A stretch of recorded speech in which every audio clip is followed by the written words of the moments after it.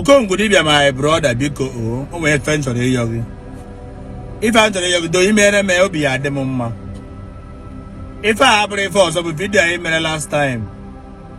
Itiri picture m ebe ị na-reply Ezeobi. Etinyezina picture m n'ihe gbasara Ezeobi. Ị chọrọ reply ya m na other issues. Ife isi ga-etinyere picture m abụrụ ife ọzọ bụ na ka ọ ghara ịdị ka ọmụnwa na-agwa gị ihe ị na-ekwu. Because ebecha kịta osu na ọmụnwa na achịpụtasị ndị bloggers na-agba war na ọma na-agwa gị ihe ị na-ekwu. Biko etinyezina picture m so that ọ bụrụ onye kpọọ m afa ka m nwee ike see ya akwara. Adị m atụkwa mmadụ ọ bụ na egwu anakpụrụ m anakpụ. I just calm down to strategize. Onye kpọzie m afa etu esi kpọba gị afa kpọba gị kpọruo gị afa gị n'isi kpọọ gị Okongwu. Onye kpọzie Jpac afa then nwezi okwu ngwe. Because na ị merichara vidio ahụ mee shallow video akpọrọ gị ihe dịka homo ịgba nkịtị na-ete okwu ude. If I were you take up that case from that day, that moment. You are talking to that person now, but nothing will happen. Police are open. Oh, you're not talking homo. Ajuju.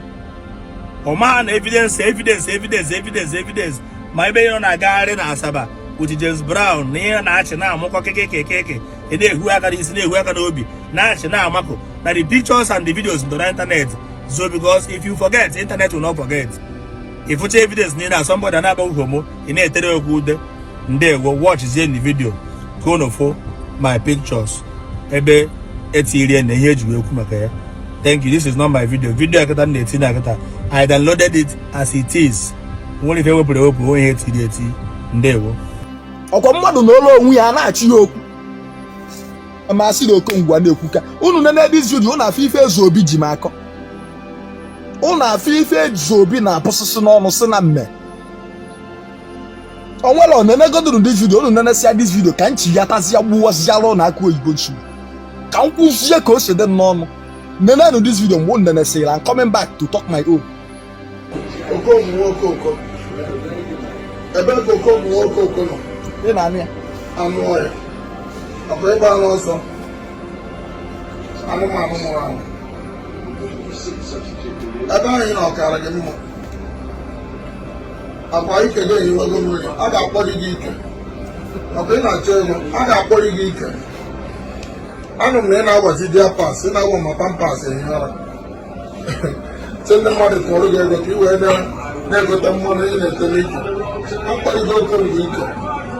Agwara m uru ya ụlọ anya ọbụla Okongwu ebido mmerezie ka mụ ọmụbụ Ezeobi gụrụ uche obi ọbụrụ okpukpe nsọ ekwu mana ya onwe ihe mmadụ ya eme gịnị ka ị ka ga-akụ ezi nwoke gafegoro ebe na mmịa Okongwu nwa okoko ike ọ na-eyizi mmiri agwa na eti m unu wọdị dọọ ya aka na ntị n'ụlọ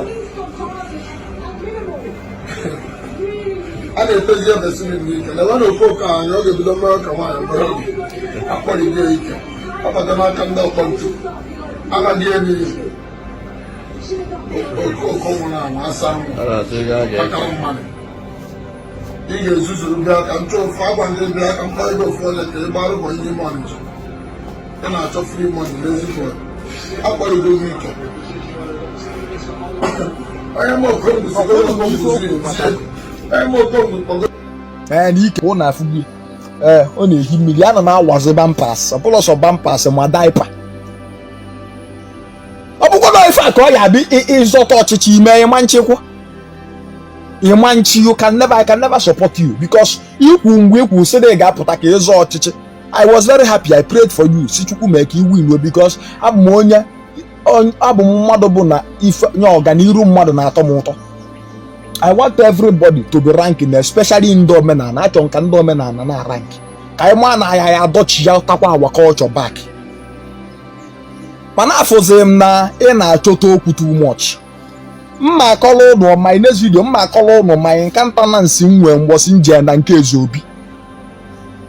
Mma akọrọ ụnụ everything, the full story.